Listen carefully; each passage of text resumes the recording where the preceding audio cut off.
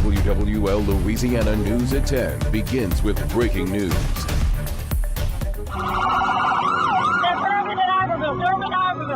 What's going on? It's in Bourbon. You never expect it's going to happen in your town. And we have dozens of people that got hit by this car. Forever, this is evil. To all the people of New Orleans who are grieving today, I want you to know I grieve with you.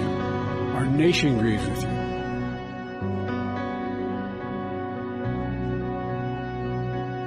Good evening, I'm Sharice Gibson. And I'm Devin Bartolotta. Right now, a memorial continues to grow on Bourbon Street after an attack just 2 days ago left 14 people dead. Tonight, one of those victims remains unidentified, but a short time ago, a new name came to light.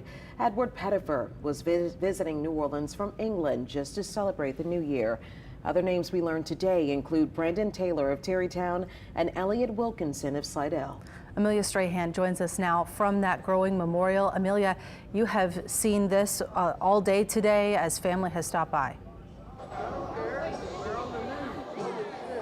Yeah, so we're standing right next to the memorial that was made for those victims. We've seen people from all over the city come to leave flowers. They're leaving photos and messages of love. And for the first time since that memorial was made, we saw one of the victims' families come to pay their respects.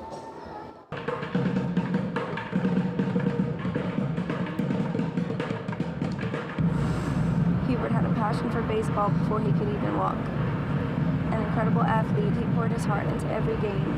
Hubert's sense of humor was infectious, and he brightened up any room he walked into. Just days into the new year, Brooke Gautreaux says goodbye to her baby brother on the same street where he was killed. Hubert was a light in our lives, someone who loved deeply, gave generously, and brought joy to everyone who knew him. He had so much more life left to live.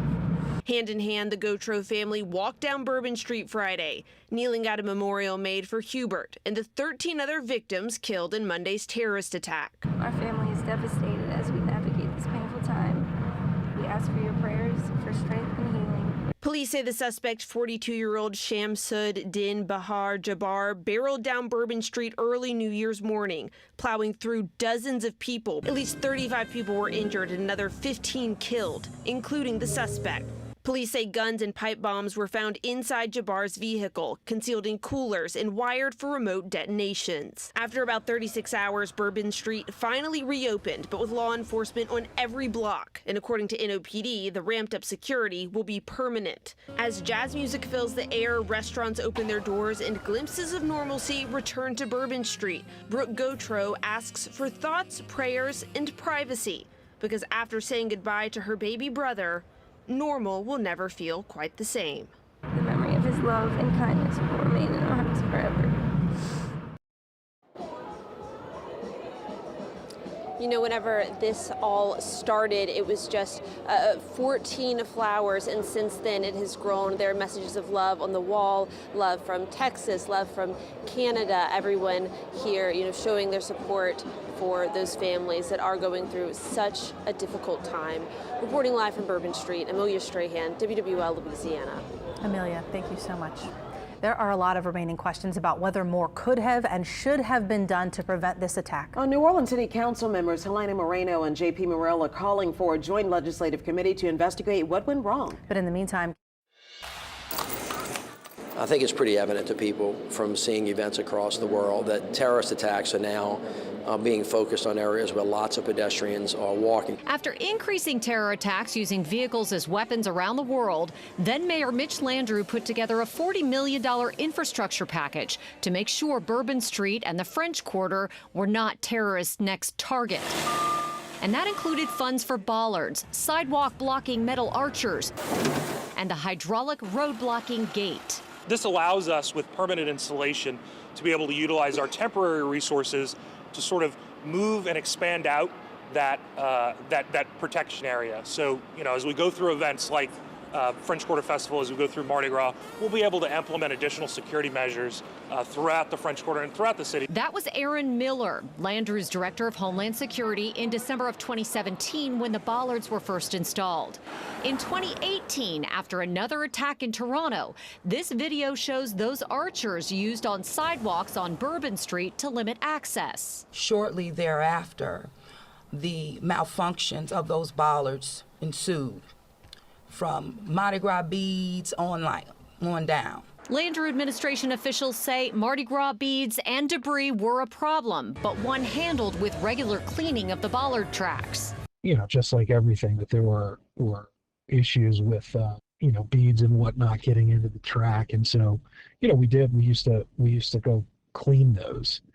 Clean them out. And in September of 2019, the Cantrell administration installed more of them from the 400 to the 700 block of Bourbon. The New Orleans Police Department, of course, deemed them inefficient because they did not operate the way that they were intended to do. The timing on when the bollards were deemed inefficient is unclear, but a security assessment of the French Quarter done for the French Quarter Management District in 2019 by outside security firm Interfor concluded that they needed to be urgently replaced.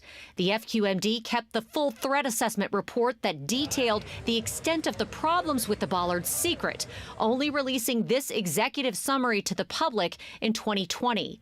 One of Interfor's main tactical recommendations on improving security, Interfor strongly recommends bollard mobilization to be fixed, improved immediately. The NOPD is the best position to oversee this measure. We have been aware of the bollard situation for a long time, and we did indeed harden those target areas where the bollards are. We have patrol cars out there as a hard target, as well as with barriers. But the sidewalks remained largely exposed on New Year's Day without those archers in place like we saw in 2018. Actually, we have them. I didn't know about them, but we have them. And so we have been able now to put them out. Chief Kirkpatrick has been taking some heat online for not knowing that those archers were in the city's arsenal to protect that area for when they removed the bollards to do construction on them and replace them in November for the upcoming Super Bowl. That's despite the fact that they got that recommendation back in 2020 that said those bollards needed to be replaced urgently. We reached out to the Cantrell administration for comment and more details on when the NOPD deemed the bollards insufficient. Her spokesman referred us to the NOPD, which in turn referred us to Cantrell's statement on the bollards issued earlier in the week that didn't answer those questions. Now, over the last few days, officials have repeatedly said that even if those bollards were in place, it would not have stopped this attack. That's because, as you can see in this security video, the suspect drove onto the sidewalk to get around a parked police car. So how do you shore up security in an active city like New Orleans? I spoke with a security expert who says this is all about layers. But every single layer that we put in place is going to have some holes in it. Security expert Chris Jaffe says no single security measure will stop someone willing to die to hurt others. His company, Jaffe Emergency Services, handles security and EMS for hundreds of event venues, stadiums, and schools across the country. Nobody wants to hear this right now, but the reality is, a person could walk up and could cause probably as much harm with a firearm, a bomb, any other sort of explosive device. And we probably won't be able to completely eliminate that threat. Instead, Jaffe compares security strategy to layers of Swiss cheese. Each one, no matter how robust, will be porous in some way. But layered together, they stop tragedies. In New Orleans during the New Year's Day attack, we know protective bollards weren't in place. Archers owned by the city weren't either. But Jaffe says a police blockade and quick response likely saved lives. I think what really we want to try to focus in on is what are the other layers that were in place, both the ones that did work and the ones that didn't. I know in this case, one of the ones that did work was we had police on scene really quickly. Other layers that state and local officials could be discussing how to shore up public safety include increased intelligence before major events, watching live cameras for suspicious driving or activity, and public awareness to watch for and report things that seem out of place. That's something that did not immediately happen when 2 coolers with bombs were planted out in the open in the French Quarter before the attack. Well, the FBI says they found bomb-making materials in the suspect's Houston home and in that Airbnb that he rented in the St. Roch neighborhood. They also believe he spread accelerants around that house and set a fire before heading to the French Quarter, hoping to destroy evidence. Tanya Iser from our Dallas affiliate has more. The block's now quiet on Mandeville Street in New Orleans. A day earlier, we watched as the ATF and FBI searched this Airbnb rented by terror suspect Shamsud-Din Jabbar. Soot and burn marks on the front door show where a fire started not long after the New Year's Day attack on Bourbon Street. There's one part disbelief and then one part lingering fear. Neighbor Elliot Barron told us federal officials cleared out late Thursday. I mean, we're all reeling with the Bourbon Street. Look how close to home it is. It's a little too close to home. The FBI says Jabbar proclaimed his support for ISIS in videos posted just before he plowed into revelers. Video shows the truck driving at a high rate of speed down Bourbon Street, nearly hitting several people. WFA obtained a bulletin issued by the FBI and Homeland Security on Friday. It warns of the threat of retaliatory attacks inspired by this attack. The bulletin says ISIS supporters have celebrated it. Was there something missed? Was there some type of red flag with this guy? Jabbar's youngest brother said the family learned of his involvement on New Year's Day. I kind of just froze. Was just in complete shock. Harris County divorce records showed Jabbar was deeply in debt and his real estate business failing. His brother says he didn't know Jabbar had been radicalized. Most of the time, our conversations were for laughs, we were really positive. Meanwhile, on Bourbon Street, there's a growing memorial to the 14 people who lost their lives. City officials have since put in place temporary metal barriers to try to prevent a repeat of the New Year's Day massacre. In New Orleans, I'm Tanya Iser.